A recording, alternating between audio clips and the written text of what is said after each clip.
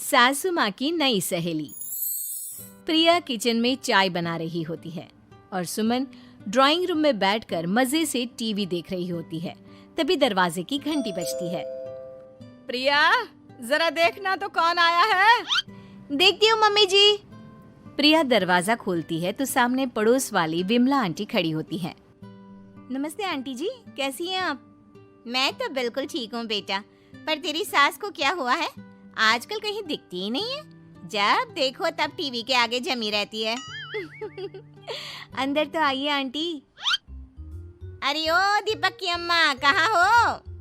अरे बिमला, आओ आओ, क्या बात है, बड़े दिन बाद याद आई तुम्हें मेरी। मैं तो हमेशा ही तुम्हें याद करती हूँ, पर तुम ही गायब रहती हो और आजकल तो बाहर भी नहीं आती जाती। तबीयत तो ठीक है ना तुम्हारी? अरे तबीयत को क्या होना है, इस उम्र में तो कुछ ना कुछ लगा ही रहता है।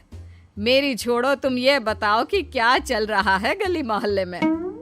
तुम गली मोहल्ले की छोड़ो, चल तो तुम्हारे पड़ोस में रहा है।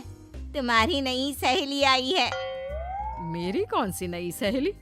मैं तो यहाँ बस तुमसे बातचीत कर लेती हूँ या फिर बाजू वाली शर्मा की बहू से दो चार बातें कर लेती हूँ। इसीलिए तो कहा कि तेरी नई सहेली आई है। अब कोई पड़ोस में आया है तो बात तो होनी ही है। कम से कम इसी बहाने हमारा भी एक ग्रुप बन जाएगा। फिर सब मिलकर अपनी बहुओं की शिकायतें किया करेंगे। दोनों हंसने लगते हैं। तभी प्रिया चाय लेकर आती है और सामने टेबल पर रख देती है। दोनों चाय पीती हैं और बातें करते हैं। चलो मैं चलती हूँ, अब कल मिलते हैं। राम राम। अगले दिन प्रिया किचन में कुछ काम कर रही होती है और सुमन आराम से सोफे पर बैठकर मटर छिल रही होती है। तभी डोरबेल बजती है। प्रिया दरवाजा खोलती है तो सामने उनकी नई पड़ोसन खड़ी होती है। जी, आप कौन? मैंने पहचाना नहीं। नमस्ते बेटा, मैं शारदा, आपके बगल वाले घर में अभी 2-4 दिन पहले ही शिफ्ट हुए हैं। ओह अच्छा। नमस्ते आंटी, अंदर आइए ना आप। देखिए तो मम्मी जी, आज कौन आया है। इतना कहकर प्रिया किचन में चाय बनाने चली जाती है। नई पड़ोसन को घर पे देखकर सुमन थोड़ा हैरान हो जाती है। नमस्ते बहन जी, मैं शारदा, आपकी नई पड़ोसन। अच्छा, आप हैं हमारी नई पड़ोसन। आइए आइए, और बताइए कैसी हैं आप? जी बिल्कुल ठीक हूँ। वो दरअसल घर पर छोटी सी पूजा रखवाई थी, बस उसी का प्रसाद देने चली आई। सोचा इसी बहाने नए पड़ोसियों से भी मुलाकात हो जाएगी। ये तो बहुत अच्छा सोचा आपने। सुमन प्रिया को आवाज लगाती है। अरे ओ बहू, जरा चाय पानी का तो आके पूछ लो। ये आजकल की बहुएं भी ना, जब तक बोलो नहीं तब तक कुछ नहीं करेंगी। आई मम्मी जी। प्रिया चाय लेकर आती है। दोनों बैठकर चाय पीती हैं और खूब सारी बातें करती हैं। अच्छा बहन जी, अब मैं चलती हूँ, फिर मिलते हैं। अब तो आना जाना लगा ही रहेगा। शारदा के जाने के बाद प्रिया किचन से बाहर आती है। क्या बात है मम्मी जी, आप दोनों को देखकर तो लगा ही नहीं कि पहली बार मिल रही हो। आप दोनों तो बिल्कुल बिछड़ी हुई सहेलियों की तरह बातें कर रही थी। अरे जब दो औरतें मिल जाती है ना, तो बातें अपने आप ही निकल आती है। अब तू अपने काम पर ध्यान दे, बातों पे नहीं। ऐसे ही कुछ दिन बीत जाते हैं। अब सुमन और शारदा अच्छी सहेलियां बन गई होती हैं।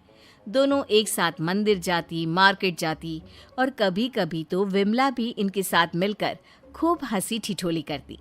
एक शाम तीनों बैठकर सुमन के घर पर चाय पी रही होती हैं कि तभी बहुत तेज बारिश शुरू हो जाती है। सुमन जोर से प्रिया को आवाज लगाती है। प्रिया, ओ प्रिया, देख कितनी तेज बारिश हो रही है। जाके छत से सारे कपड़े ले आ, नहीं तो सब भीग जाएंगे। सुमन 2 बार आवाज लगाती है लेकिन प्रिया का कोई जवाब नहीं आता। शायद प्रिया कुछ काम कर रही है, इसीलिए कुछ जवाब नहीं दे रही। अरे काहे का काम, आराम फरमा रही होगी महारानी। तभी प्रिया बीमार हालत में अपने कमरे से बाहर निकलती है। हाँ मम्मी जी, क्या हुआ? मेरी तबीयत थोड़ी ठीक नहीं है ना, इसलिए आग लग गई। अरे सारे कपड़े भीग गए और तुझे सोने से फुर्सत नहीं है। सबके सामने सुमन के मुंह से ऐसी बातें सुनकर प्रिया उदास हो जाती है और छत से कपड़े उतारने चली जाती है।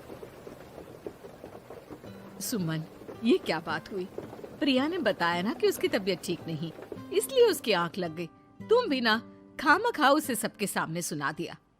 अरे आप नहीं जानती शारदा जी, कुछ बहुएं ना बहुत आलसी होती है, घर का एक काम नहीं करना चाहती। ऐसा नहीं है सुमन, तुम्हारी बहू तो बहुत प्यारी है, तुम्हारी सारी बात भी तो मानती है। हाँ सुमन, तुम प्रिया के बारे में ऐसा क्यों सोचती हो? मेरी भी दो बहुएं हैं, लेकिन मैं उन्हें अपनी बेटियों की तरह रखती हूँ। आखिर वो भी तो किसी की बेटियां ही है ना। और अगर तुम ऐसा ही व्यवहार करोगी तो एक दिन प्रिया भी तुम्हारे साथ ऐसा ही बर्ताव करेगी। शारदा और विमला की बातें सुनकर सुमन की तो बोलती बंद हो जाती है। वहीं प्रिया भी बाहर से सारी बातें सुन रही होती है। अरे मैं कोई उसकी दुश्मन थोड़ी ना हूँ, मैं भी उसकी माँ हूँ, लेकिन कभी कभी सास बनना पड़ता है, नहीं तो बहुएं हाथ से निकल जाती है। देखो सुमन, ये सब सोच का फर्क है। अगर तुम ये सोचोगी तो कभी प्रिया को अपनी बेटी नहीं बना पाओगी। इतना कहकर शारदा और विमला वहां से चली जाती हैं और सुमन अकेले बैठकर उनकी बातें सोचने लगती है। अगले दिन प्रिया और दीपक अपने कमरे में बैठकर बात कर रहे होते हैं और सुमन उनके कमरे के बाहर कुछ काम कर रही होती है और उन दोनों की बातें सुन लेती है। दीपक, तुम्हें पता है हमारे पड़ोस में जो शारदा आंटी है ना, बहुत अच्छी हैं। अच्छा, ऐसा क्या हो गया जो तुम्हें वो इतनी अच्छी लगने लग गई? कुछ खास नहीं, बस कल जब मम्मी जी मुझे सबके सामने सुना रही थी तो शारदा आंटी ने मेरा साथ दिया। मैं तो सच में हैरान ही रह गई थी जब उन्होंने मम्मी जी को मुझसे ऐसा बर्ताव करने के लिए मना किया। अच्छा, फिर क्या हुआ? होना क्या था, शारदा आंटी तो मम्मी जी को समझा ही रही थी कि बहू को भी बेटी की तरह ही रखना चाहिए, लेकिन मम्मी जी तो मम्मी जी है ना, उन्हें तो मुझ में हमेशा कमी ही दिखती है। काश मुझे भी शारदा आंटी जैसी सास मिली होती जो मुझे भी अपनी बेटी जैसी समझती। सुमन ये सब सुनकर बहुत उदास हो जाती है और वहां से चली जाती है। प्रिया की बातें सुमन के कानों में बार बार गूंज रही थी। उसे बहुत शर्मिंदगी महसूस हो रही थी कि उसने प्रिया के साथ बहुत गलत किया है। अगले दिन सुमन शारदा और विमला को बुलाती है। क्या बात है सुमन, आज तूने ऐसे अचानक क्यों बुलाया? सब ठीक तो है ना? हाँ, सब ठीक है, तुम दोनों बैठो तो सही। तब तक दीपक और उसके पापा भी आ जाते हैं। प्रिया, तुम भी आ जाओ। क्या हुआ मम्मी जी, आपने बुलाया? हाँ प्रिया बेटा, मैं आज सबके सामने तुमसे माफी मांगना चाहती हूँ। मैंने आज तक तुम्हारे साथ बहुत बुरा व्यवहार किया है, लेकिन तुमने कभी भी मेरे साथ बुरा बर्ताव नहीं किया।